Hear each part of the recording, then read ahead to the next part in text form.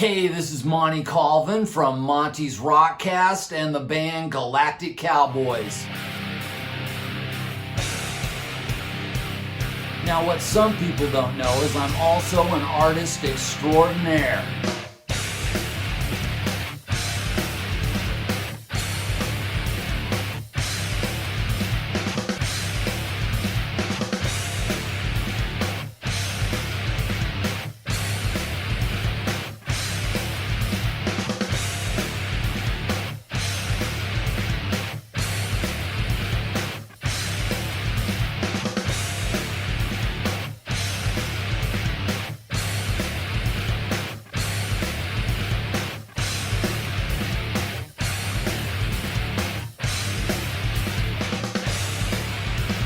If you're looking for some art that rocks, check out my website, montycolvinart.com.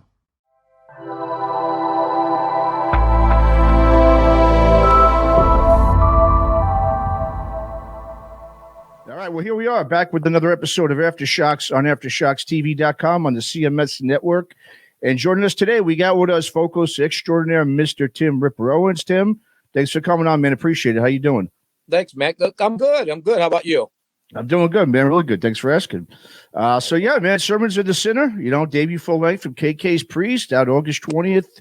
And I know the record, it's been ready to go now for, over a year. So it's got to feel great to finally, get the record out to your fans real soon here. And I guess one of the silver linings is that it did give, the band some extra time, I know, to make some tweaks to the record to make it sound that much better, which is really cool. But before we get into talking about your musical reunion with KK on the record, if you don't mind, if briefly just talking a bit about how challenging really of a year it's been for you, personally, with someone who's a road warrior like yourself, who's not used to having this much time off from the road. I mean, what have you been, doing to keep yourself from going stir crazy during this unique time here in history? Well, I've been robbing garages and stuff like that. But, there's too many cameras out there now to do that. Sure, right? I've been doing a lot of recording. I'm in the studio today recording, and I actually almost forgot about the interviews today. And I'm in the middle of a recording session, but I've been recording a lot. I've been working with a band called Pyramid. I've been doing a lot of stuff. It's like a prog heavy metal band, and really good stuff with that. Really cool stuff. Started with just doing one song, and Leviathan Project with actually Chris Aiken hooked me up with. Some friends and just doing songs here and there, but obviously the new three trimmers is finished, but I've been doing a lot of guest singing on records, one song, two songs, whatever. Some of them have made more, so pretty soon I'll be coming out with 100 different things at one time, probably. But awesome. I'm fortunate that I can post maybe, hey, I got some time off, if you want me to guest on your record, I can.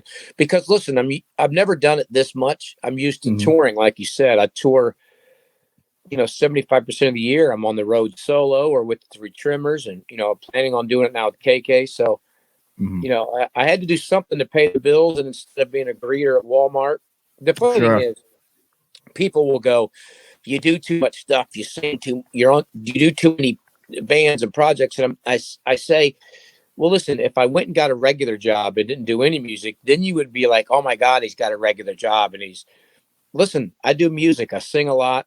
I do a lot of stuff and all different styles of stuff. And I love it. Yeah. Well, was there a time, through this whole ordeal where you may have reevaluated things in terms of your musical career, or did it really just give you that, that much more of a stronger resolve to come back out of this thing and become, more determined than ever to, kick some major ass once things, opened up again? Well, I knew I had good things that was gonna be coming out. I knew the Three Trimmers was going to be coming out anyways. But I knew KK's Priest was coming out, and I knew that was going to be big touring and big time. And so I knew these things were coming out, but this year showed me that, listen, you can do some singing at home, and you can guest on stuff. And it's really funny because of being gone so much and making my money that way, financially, it was a pretty good year. I mean, it was as good a year as any year. So, So I was able to do something different. This isn't something I would be able to keep doing, though. That's the problem. Touring and, you can mix it all up. But, it didn't make me think. I got to tell you, though, when you get older, you do start thinking, I do need to find something else besides music. I mean, I've tried it. I went, had the restaurant for a while, and music's what I do. I mean, I sing, I do music. So that's what I'll do. Yeah, no, absolutely, man. Well, yeah, let's talk about the record. Sermons of the Sinner. Of course, it marks the first studio record you've done with KK since, Demolition back in 2001 with Judas Priest. And I can imagine how, kind of gratifying it must have been to do another album with your old bandmate after 20 years, although it's got to be, I guess, a tad bittersweet because of how things ended with him and Judas Priest, as I'm sure you would have, preferred to have it happen under a different set of circumstances. But nevertheless, you guys you're back together again. And so I guess go ahead and talk a little bit about, just the overall experience, again, of working with KK in the studio. I mean, were there any sort of kinks that you guys had to work out in terms of getting back to the same place you were 20 years ago? Or was it pretty much smooth sailing from the start? Well, I've stayed in contact with all the guys, and Ken comes out to my shows all the time. And if I'm going through England, I think he's been at 3 or 4 of my solo shows when I've been through. And he's actually brought AJ out with him, who's a guitar player. And my ending with Priest was on a good note, though. When I left Judas Priest, I know the world looked at it as, oh, poor Tim, but I had already recorded The Glorious Burden with Iced Earth. So, I mean, I'd already had a record done and an offer to me before I was even gone. And it made me think, man, this would be kind of cool to do other things. I would never have quit Judas Priest, but it wasn't a bad, there was no bridges burned. It was, everybody got along. I would, that everybody knew Rob would come back someday. Rob had to come back for his sake, and the band had to get Rob back for their sake. And I knew it. So everything was good. We all stayed friends. So, being and seeing the guys, and especially KK throughout the years, it was easy. We just, we saw each other so much. So it was easy to get right back in the studio and do the stuff. It was just old hat, Nice. Yeah, no doubt. Now, in terms of, the record, in terms of the writing, I mean, were you involved at all with writing the lyrics, or at least being involved with that, or was that mostly KK that handled all that? Well, I think it was mostly KK. He really wanted to do something here. And I'll tell you what, when I first got the first listens to it, I knew it was going to be really great stuff. And I knew it was stuff that is right up my alley.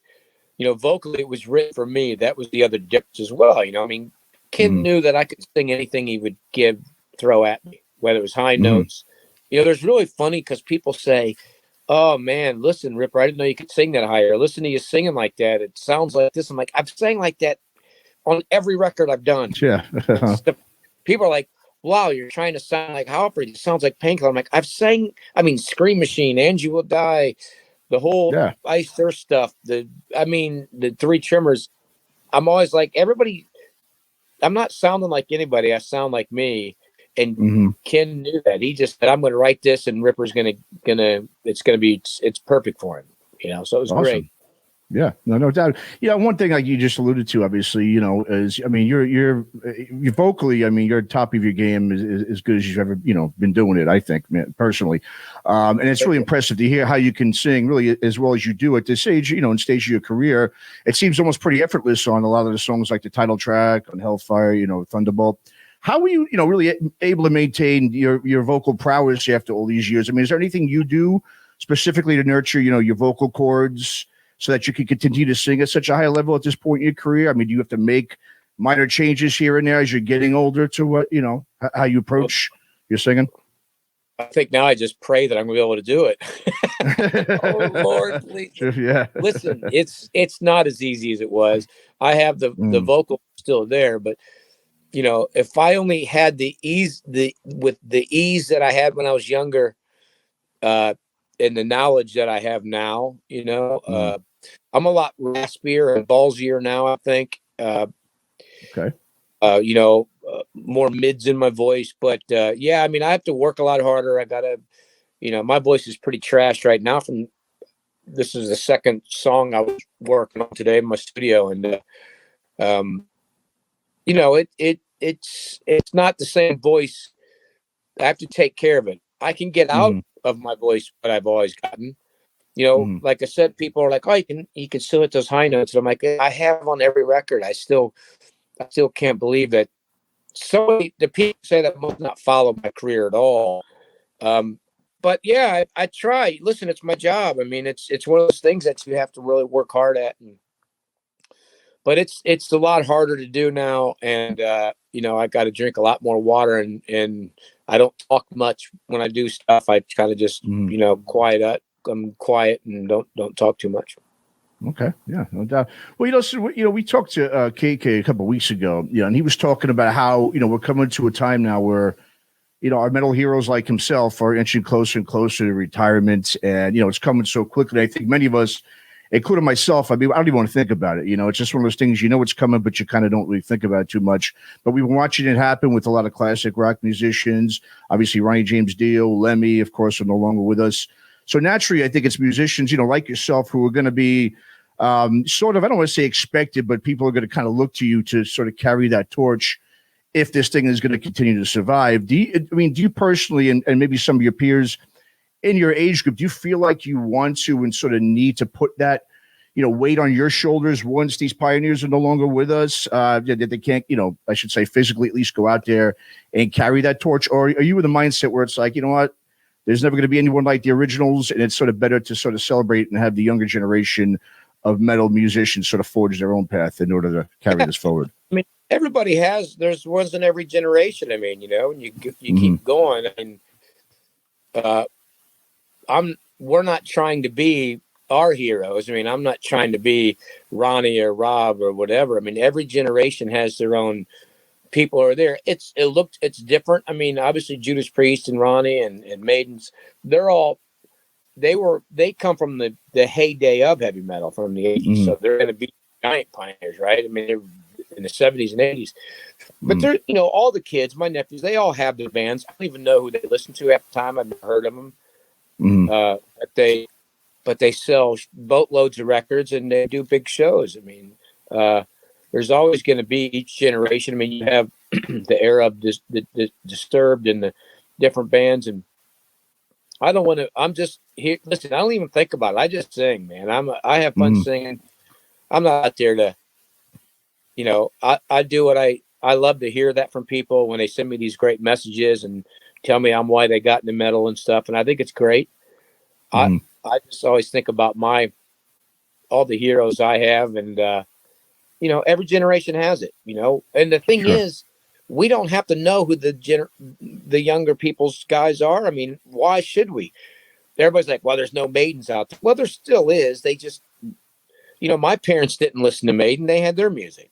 They liked these bands, but it goes in stages. There's 80s, 90s, 2000s, whatever. So I think every generation has their people, and that's I love that the younger generation listens to Maidens and Priests and stuff, but I also want them to have their own stuff as well. You're not stealing all my stuff.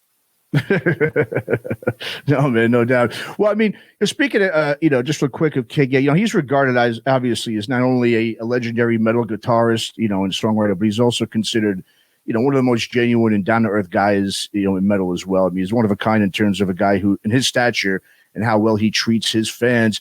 From your experience working with him, over the years, I mean, what can you tell us about KK, the friend in person, compared to, say, KK, the musician and bandmate? I mean, are they sort of one and the same, or does he, like many others, have that other side to him when it comes to creating and playing music that, a lot of us don't see, that serious side and that more intense side? Listen, he is exactly who he is. I mean, obviously creatively, he's unbelievable. You think about, when you listen to this new record, you really understand it, because you understand how important he was to Judas Priest and their songwriting. He's a great songwriter, right? Great riff solo, but he's all serious and all that, but he is a great guy and he's great to be around. When I joined Judas Priest, I was treated fantastic. I was treated great. We were great friends. It was like a family. So, it was a cool experience. And Ken's great to be around. I mean, he's no different. You know, he has a good time, laughs a lot. You know, we got to sound good. We got to be good on stage. But, you know, he's all serious with that, but he still has that same demeanor that he's having a good time with it. Awesome. Yeah, so it's awesome. Yeah, he's one of a kind, man, no doubt. You know, you alluded to something before that. You know, you're still very friendly with all your old bandmates in Judas Priest, including Rob. Do you think now that could, you know, possibly change, considering that, you know, KK is standing with the guys, as well as the fact that with you and him teaming up, it's essentially kind of like a second version of the band, which, you know, as we all know, that usually does nothing but cause more tension and friction, even if it's not, you know, direct and intentional. So do you think things will change with them because you're now, you know, teaming up with KK and sort of a second version of the band? I don't think I don't think it's a second version of band myself. I mean, you got Glenn in that version. Well, Glenn's not there anymore, I guess, but that's Judas Priest. I mean, that's Judas Priest, you know, has the Judas Priest name. Rob and Ian and Scott, we're KK's band, you know. I mean, I know it's called KK's Priest, but we're not, you know, there's one Judas Priest. But I don't think it's going to cause anything with me. I mean, what do they expect me to do? You know, I mean, sure. I make a living doing music, and unless they planned on, you know, asking me to be the second singer on tour with them with Rob, then I don't know what they have to worry about. They don't even play my era of music. So, I mean, they can't be mad at me. We get along. I don't talk bad about them. I have nothing bad to say. You know what? Ken doesn't either with me. I mean, when we're together, it's all positive stuff. And even my time in Priest, and he never talks about Judas Priest ever in a negative light when we're together. So. Okay, that's cool, man. You know, you just alluded to something, the fact that, yeah, I mean, you know, it's hard for your fans to obviously get your music from Judas Priest, from Jugulator and Demolition, because they're no longer being pressed. You know, fans of yours have been having a real hard time. And I know you mentioned a couple of years ago that you were considering, you know, re-recording those songs. Is that something you still, you know, might do sometime in the future? Yeah, you know, it would be cool. I just don't even know how I would have time. I probably would put out a solo record again before that, and probably a new Revenge, and obviously the Three Tremors.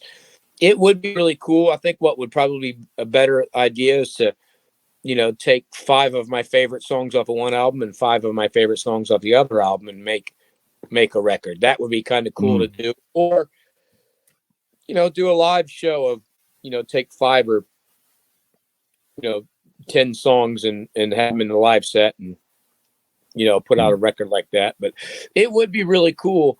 And I'm still not saying I would never do it. It's just the problem is having the time to do it. It's kind of, I would love to go in and first I would probably do Demolition. It's my favorite. So I'd probably do it first. But I would love to do them. Awesome. Yeah. I think it'd be great to do, because I think it's sort of kind of ridiculous that you can't find those records at all in the music. So it's something I know definitely your fans would definitely enjoy.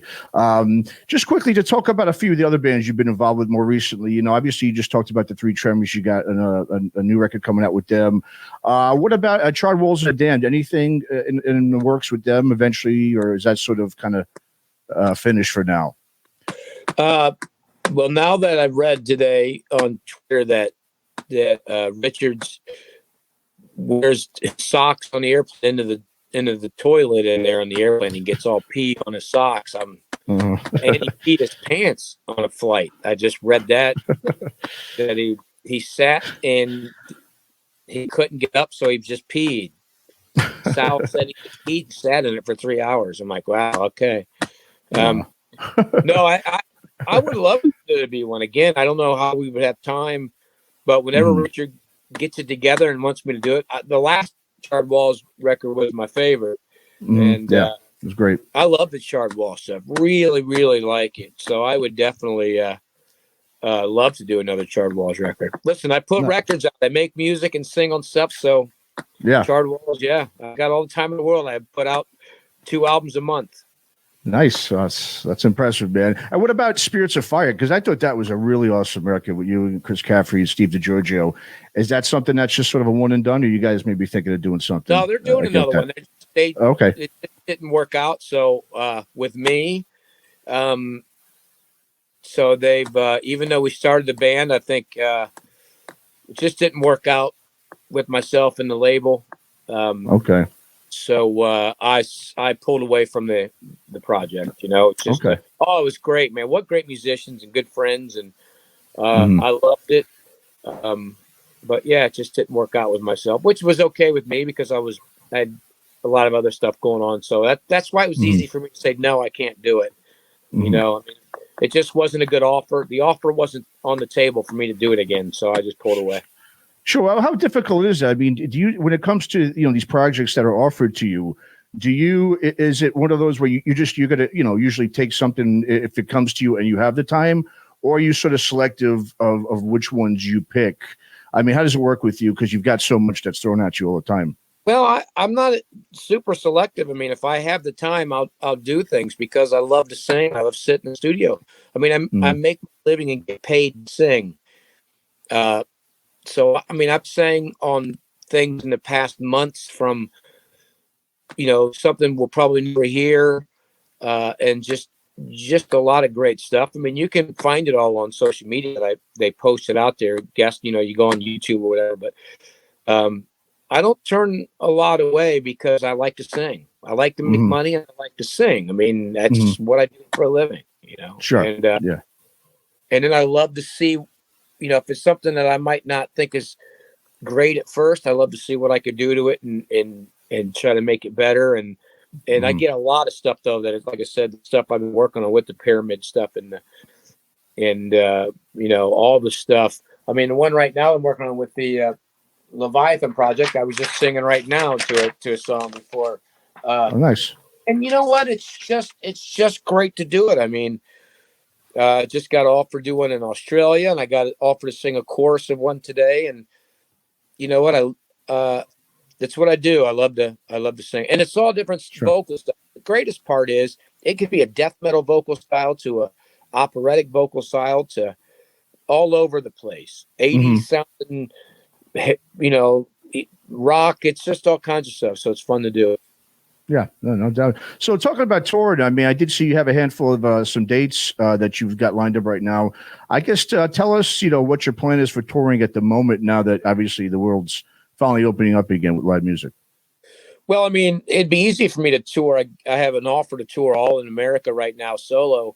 And Three Tremors has all these offers to tour. But after July, my last show is July 30th. And if you want to check out my dates, you can always, everybody can go to all my social media pages, my website, but Facebook pages and Twitter is always the best, and Instagram. But July 30th in Akron, I'm playing at the Empire, and that's the last show that I really am going to have booked right now because of KK's Priest. I want to be 100% for KK's Priest. I'm there. I got to take time off. So hopefully it starts ramping up pretty good, because I'll be taking time off. And so, yeah, that's the plan right now. I got, some shows in Delaware and New Jersey and North Carolina and South Carolina. So I got a lot of, a few shows here and there and really cool ones. Very cool. Nice, man. Well, with KK's Priest too, when it comes to selecting, the live tracks that play, I mean, I have to think the setlist is going to include a handful of Jugulator and Demolition tracks. I mean, what can fans, I guess, expect, to your knowledge at this point, to hear when they go to see you guys play live? Well, I think the first and foremost, they're going to hear Sermons to the Sinner records. I think Ken really wants to, listen, we haven't talked about what were old songs or old Priest. We've talked about KK's Priest and what we're going to do. I'm sure, at that show we did a few years back that got this thing rolling, we did 101 and Burn in Hell and Hell is Home. So I know for a fact those three will probably be in the set list. I'd love to put Machine Man in the set list and, a couple others, but I think right now we really want to get KK's Priest out there. Sure. Absolutely makes sense. Well, yeah, I mean, I've heard 4 tracks so far, and there's no doubt that the fans of yours and just Judas Priest and KK in general are going to love it. It's called Sermons of the Sinner. It comes out August 20th. So, Tim, just go ahead and, I guess, give the listeners all the social media or website plugs, the way they can go and keep up to date with KK's Priest and the rest of your projects. Well, yeah, I mean, KK's Priest, it says it all. You can just type in that on Facebook or Instagram or Twitter and follow the link there, or kk'spriest.com, go to the website. And with me, it's the same thing, timripperowens.com website, and everything else is Tim Ripper Owens Official or Tim Ripper Owens. I mean, I think Instagram might be Tim Ripper Owens Official or something like that. But it's easy to find. I think all the links to my pages are on my website as well. Okay. Or if you go to like the Twitter, there's a link thing there that you can get all my websites and if you all that good stuff and merch. Awesome. All my website has all my merch on there to buy, and it's shipped worldwide, so you can do all that stuff. Awesome. Fantastic. All right. Well, Tim, we appreciate you coming on once again. Sermons of the Sinner. KK's Priest comes out August 20th, and we look forward to see you on the road, Tim, and good luck with everything, man. Appreciate you coming on. Thanks, buddy. All right.